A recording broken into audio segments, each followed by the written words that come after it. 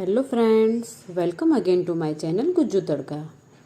તો ફ્રેન્ડ્સ, તમે મારી ચેનલ પર નવા છો તો પ્લીઝ મારી ચેનલ સબસ્ક્રાઈબ કરો અને મારો આ વિડીયો ગમે તો પ્લીઝ લાઈક અને શેર પણ કરો. તો ફ્રેન્ડ્સ, આજની રેસીપી લઈને હું આવી છું ચોકબાર, જે બનાવવામાં એકદમ ઇઝી છે. તો આપણે હવે બનાવવાનું શરૂ કરીશું. તો સૌપ્રથમ આપણે અહીંયા એક પેન લઈશું અને પેનમાં દૂધ લઈશું. અહીંયા મેં 1 લીટર દૂધ લીધેલું છે.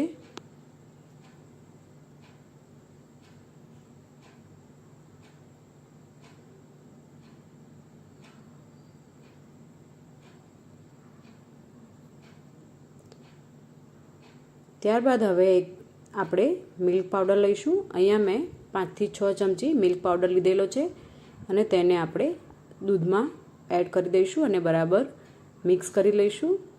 ગેસ આપણે અત્યારે હાલ ચાલુ નથી કરેલો, તો એકદમ મિક્સ થઈ જાય ત્યારબાદ હવે આપણે ગેસ ચાલુ કરી લઈશું, જેથી કરીને દૂધમાં ગઠ્ઠા ના પડી જાય. તો હવે આપણે આ બધી પ્રોસેસ મીડિયમ ફ્લેમ ઉપર જ કરીશું. હવે આપણે તેમાં શુગર લઈશું. અહીંયા શુગર મેં 5 ચમચી લીધેલી છે. તમારે જે પ્રમાણે ટેસ્ટ જોતો હોય તે પ્રમાણે તમે લઈ શકો છો. ત્યારબાદ હવે અહીંયા આપણે કોર્નફ્લોર લઈશું, જે અહીંયા 2 થી 3 ચમચી લીધેલી છે.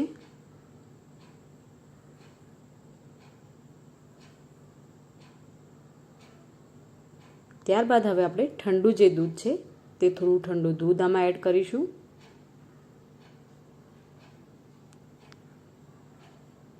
અને હવે આપણે સ્પૂનની મદદથી તેને બરાબર મિક્સ કરી લઈશું.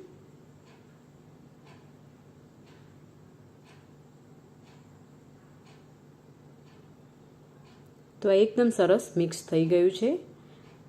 તો આપણે બીજી બાજુ દૂધ પણ હલાવતા રહીશું અને જે કોર્નફ્લોરવાળું આપણે બનાવેલું છે તેને થોડું થોડું કરીને આપણે આમાં એડ કરતા રહીશું અને હલાવતા રહીશું, જેથી કરીને તેમાં ગઠ્ઠા ના પડી જાય.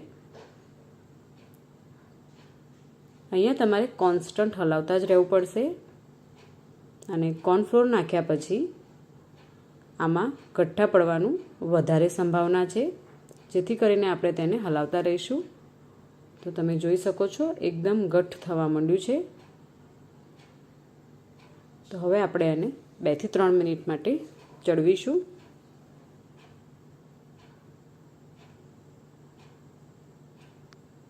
હવે તેમાં 4 થી 5 ટીપા આપણે વેનીલા એસેન્સ નાખીશું, જેથી તેમાં એકદમ સરસ ફ્લેવર આવી જાય વેનીલાની. અને તેને હલાવી લઈશું.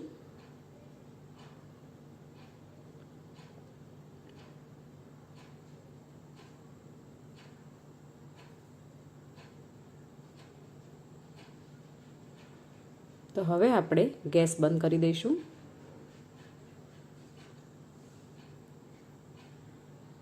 ત્યારબાદ આપણે અહીંયા આ રીતના મોલ્ડ લેવાના છે અને મોલ્ડમાં આપણે તે મિશ્રણ ભરી લઈશું.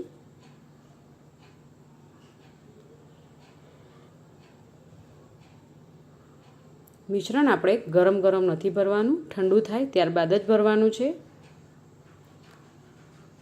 તો આ રીતના આપણે બધા મોલ્ડ રેડી કરી લઈશું.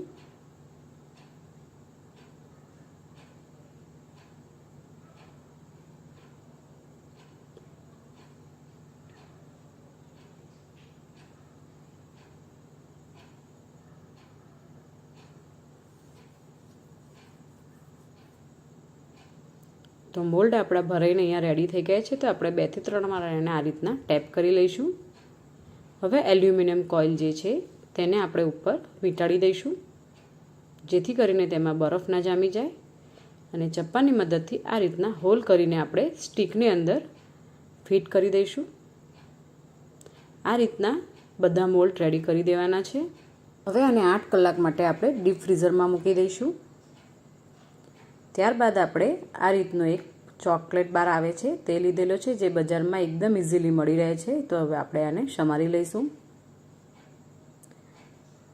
એક વાસણમાં આપણે પાણી લઈશું અને તેની ઉપર આ ચોકલેટને આપણે આ રીતના મૂકીને ડબલ બોઇલ કરવાનું છે અને ચોકલેટને આપણે આ રીતના મેલ્ટ થવા દેવાની છે. તો તમે જોઈ શકો છો ચોકલેટ એકદમ મેલ્ટ થઈ ગઈ છે. તો આપણે ગેસ બંધ કરી દઈશું.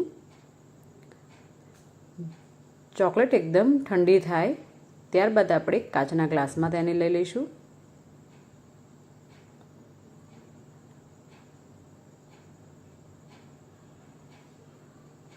ત્યારબાદ ફ્રીઝરમાંથી આપણે જે મોલ્ડ મૂકેલા છે તે બહાર કાઢી લઈશું અને રેપર આવી રીતના કાઢી લઈશું. હવે આપણે પાણીમાં તેને 30 સેકન્ડ જેવું મૂકી રાખીશું, જેથી કરીને તે એકદમ ઇઝીલી નીકળી જાય.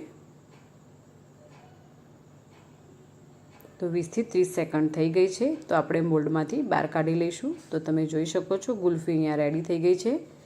તો આપણે આ રીતના જે ચોકલેટ સિરપ રેડી કરેલી છે તેમાં આપણે બોળી લઈશું.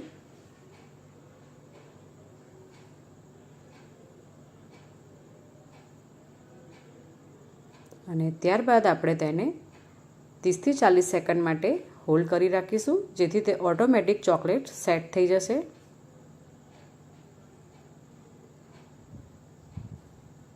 તો ફ્રેન્ડ્સ, આપણો ચોકબાર અહીંયા રેડી થઈ ગયો છે અને બીજા બધા ચોકબાર પણ આપણે આ રીતના જ રેડી કરવાના છે. તો ફ્રેન્ડ્સ, તમને આ ચોકબારની રેસીપી કેવી લાગી? જો ગમી હોય તો મને કમેન્ટ કરો અને મારો વિડીયો બને એટલો લાઈક અને શેર કરો. આવી જ રીતે આપણે મળતા રહીશું અવનવી રેસીપી સાથે.